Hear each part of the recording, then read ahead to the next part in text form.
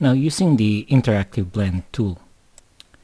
The interactive blend tool of CorelDRAW is a very popular and also very powerful tool.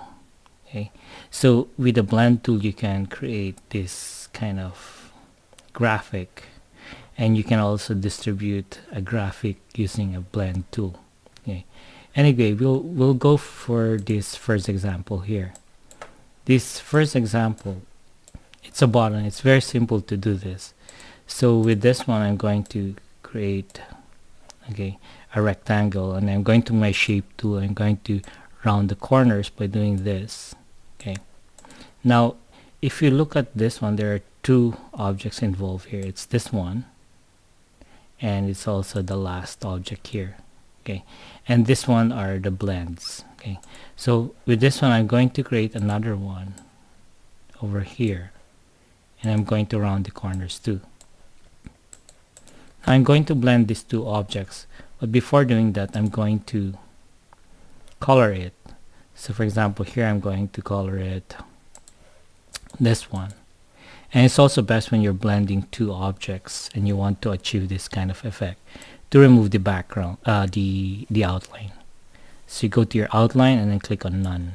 Okay, so I'm also going to make this, I'll start with white for this one here. I'm going to remove the outline. Click on none.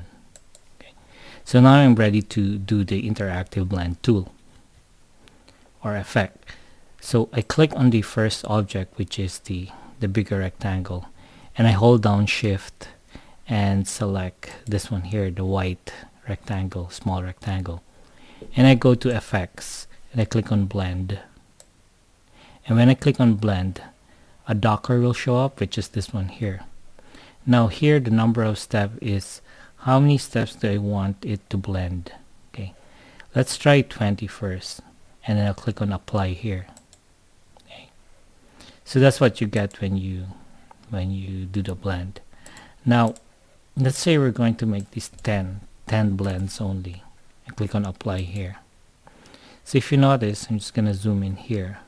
With the 10 blends steps, you're going to have not really good results. Okay, so the higher the steps, the better the effect. So this one is 20, and I'll zoom out, and there you go. And I can color this one, let's say pink, and there. And then actually I'm not stuck with the position of this small rectangle. I can move it up or move it in the center. There. I can actually also resize it by, let's say I'm gonna resize it going down. I'll make it narrower. Okay, it's a really nice one. Now this sphere here, that's also easy to do with the blend tool. So when I click on my ellipse tool, I hold down control and create a circle. And let's say I make that one. Then I'll create another one, another circle, and I'll make it white. Now, like I said before, it's better to have no outline on the blends.